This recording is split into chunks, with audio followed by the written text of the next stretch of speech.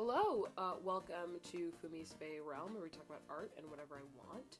The story behind this gouache palette is, I was in Five Below, and I saw it, and I thought it was cute, so I bought it. It's $5, and opening it up, I kind of expect it to be very similar, or at least as similar as it can be, to the Himi gouache palettes, if you've seen those. I wanted to buy this because, as much as I love my Himi gouache palettes, they're not super portable.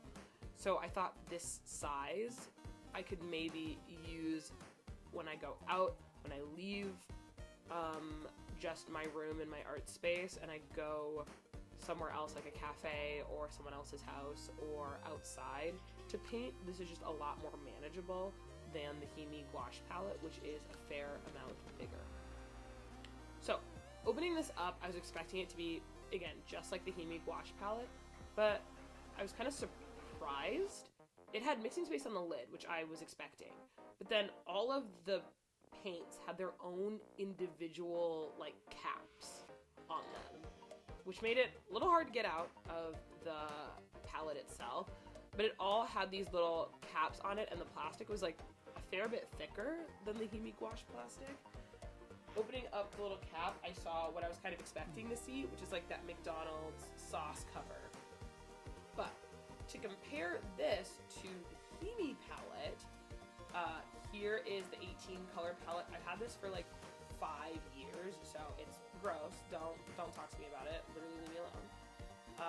But it doesn't have like those individual lids for the paints. They're just kind of all out there in the open. I had this palette for, again, over 5 years, and it still works, but the paints do dry out quite a bit. So I think maybe having those extra little cups might help with drying out. And then also I just wanted to compare it to the larger Himi gouache palette, where I have some brand new ones that are unopened. I didn't want to open any of the repeats until I was done with them in my original palette. So looking at the Himi little jelly cup, it doesn't have the lid, it just has that little plastic foil, and then it has about 30 milliliters of paint, and the Five Below one has 28 milliliters. So, about the same size.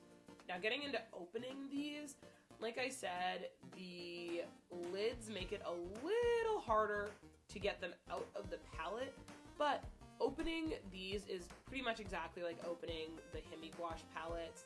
It's like that, peeling it off. Some of them are harder than others. It's kind of messy, but again, it's very, very similar to the gouache palette, other than these little plastic lids that I'm not quite sure what to do with. Also, there's construction, so if you hear anything in the background of the voiceover, don't at me, it's not my problem. But yeah, I wasn't sure what to do with this little lid, but I decided to put it back on the paint while I opened the rest of them. So let's get into opening the rest of these.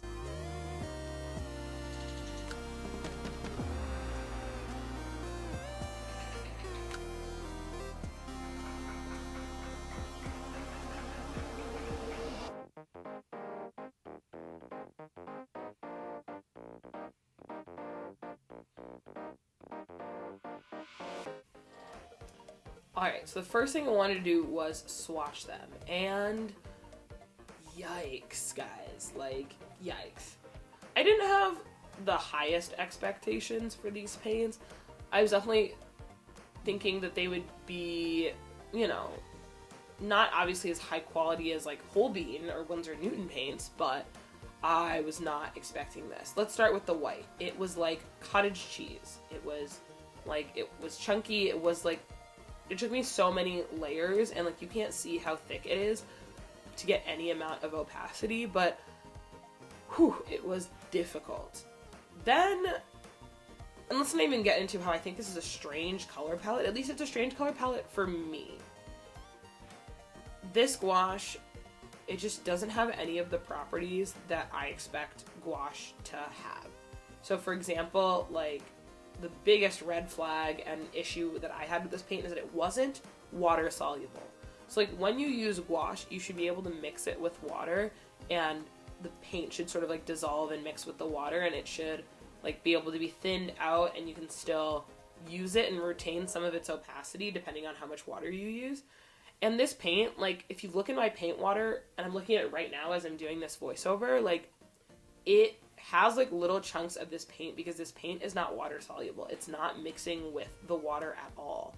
And on top of that, the colors also, most of them are not very opaque. And I'm doing this on gray Strathmore mixed media paper. It's my favorite paper for gouache. Like, this paper absolutely is great for gouache. So I know it's not the paper that's causing these issues.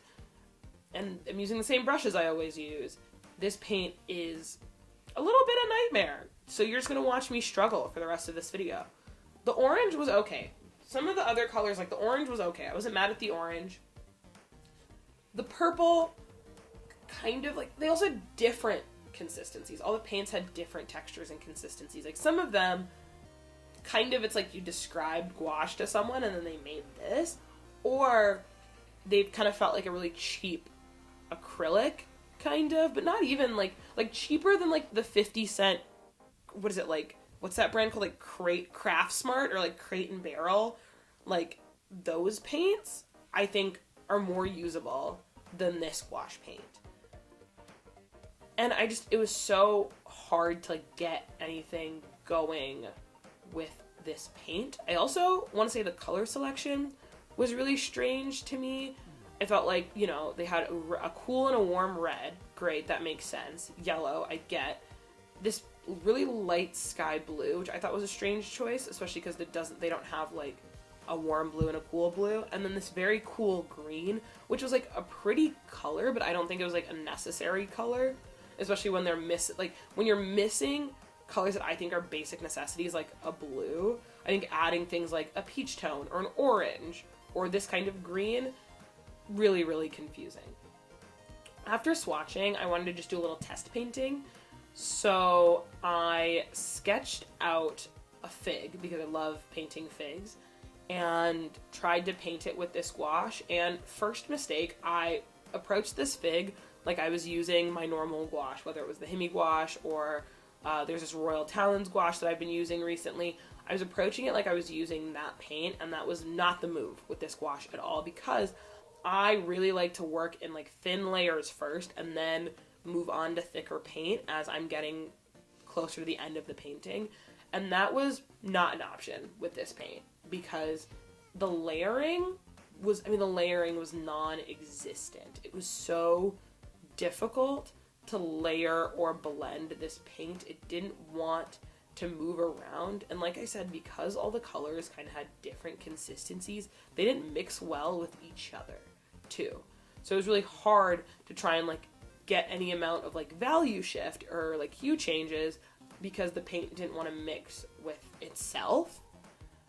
And it was also impossible to layer, not impossible, but it was really difficult to layer lighter colors on to darker colors because, again, most of these colors had no opacity whatsoever. So because there was no opacity, it was like weird. It was like simultaneously like there was no opacity, but the paints were so like thick and gloopy that like it didn't work. Because I think sometimes when you're using paints that don't have opacity, you can kind of get like a watercolor kind of vibe to it.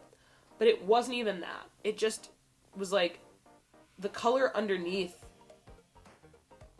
would just like stay there and the color on top would do nothing. Like I was trying to use this blue to add sort of like a cool highlight kind of thing, and it just wasn't showing up. And then when I tried to like mix to get darker colors, they also just like didn't really show up on top because the paint didn't like to like layer onto itself. Eventually I was able to get some amount of like highlighting on there, and I was trying to do warm shadows with the red.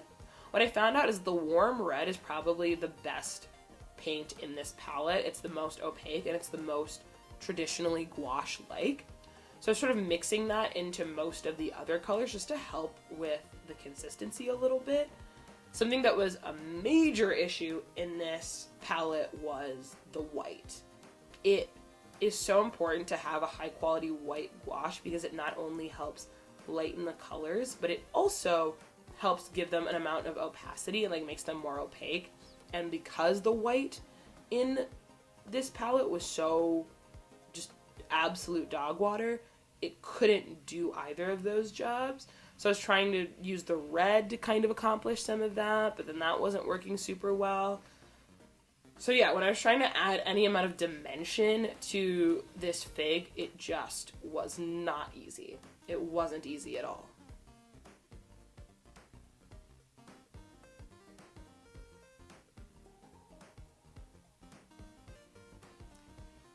I found that the warm red and the blue ended up, in the light blue, even though I thought it was a strange choice, ended up being some of the colors that worked the best and were able to let me get at least a little bit of something that, you know, resembles dimension in this painting. The white, I mean, I just kept trying. It was just, I'm in a toxic relationship with this white gouache because I just keep trying to use it and it just doesn't work at all.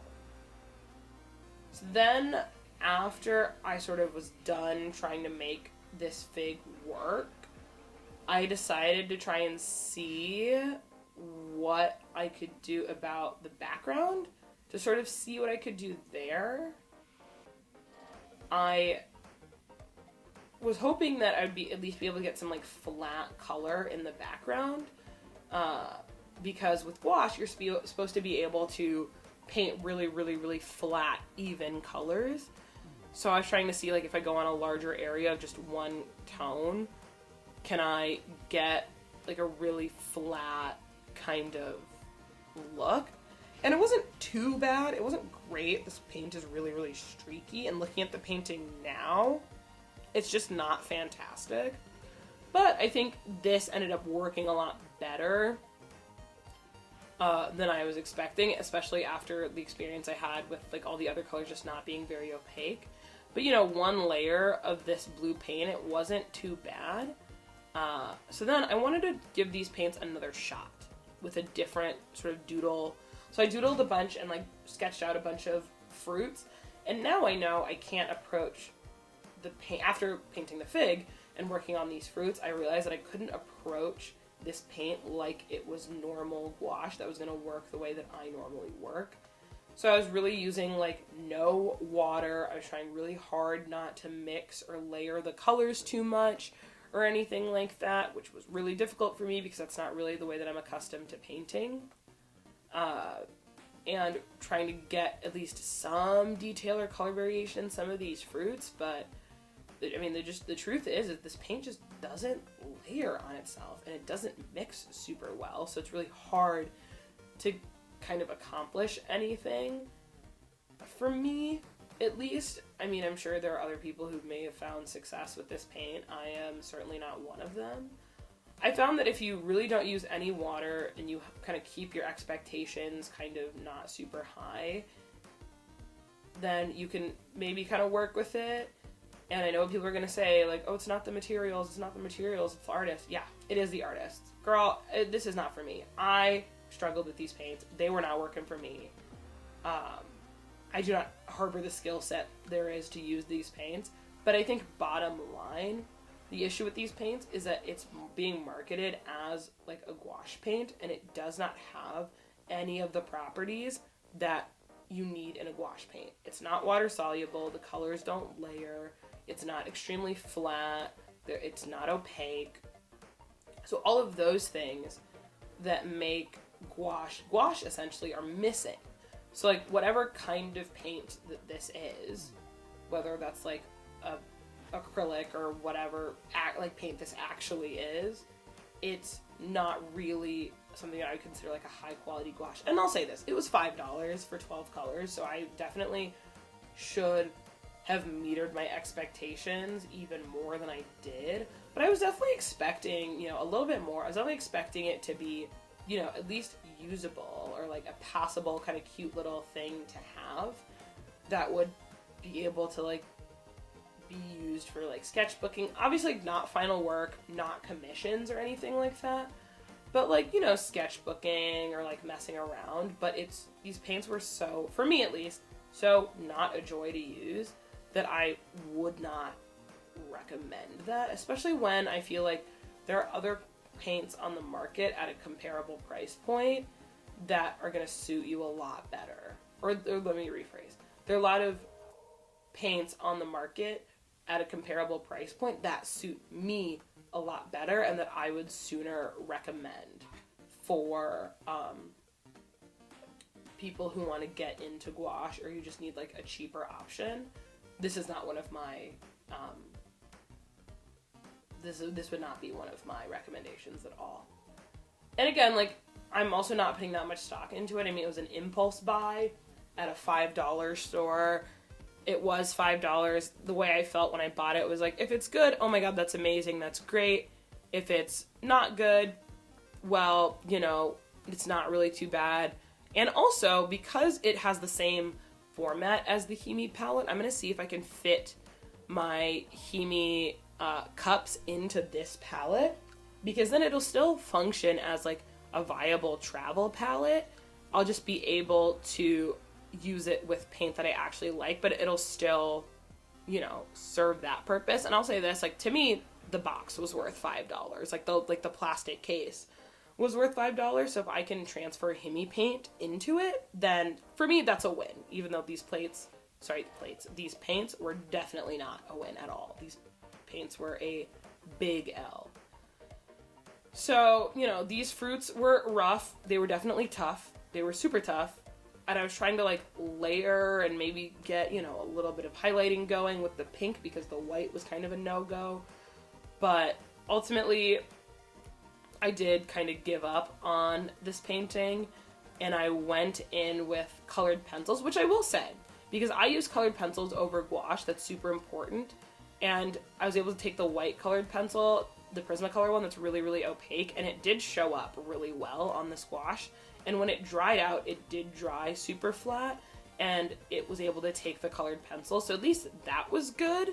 So like, that's kind of potential, but I still wouldn't really recommend this paint. Looking at these paintings now, I mean, those fruit were rough, but the fig kind of has potential. Now, would I recommend this? No. No, I would not. Would not recommend it. But if you're looking for a beginner gouache, something that I would recommend is the Royal Talons gouache. It's like $10 for like 12 tubes, and I definitely think that's like a much, much better option. Or if you want something like the Himi gouache, honestly, like, get the Himi gouache. Like, it is what it is for a reason. It is popular for a reason. It's a convenient, affordable. I think it was like $15, $20. You know, obviously more expensive than the Five Below one, but you are getting what you pay for, and I think it is really a steal. And I've had mine for 5 years, and I still use it all the time. So I definitely recommend that, or the Royal Talons gouache, which there is a short on my channel for that. So I just want to say thank you for watching. I will see you next time, hopefully with better results. Bye!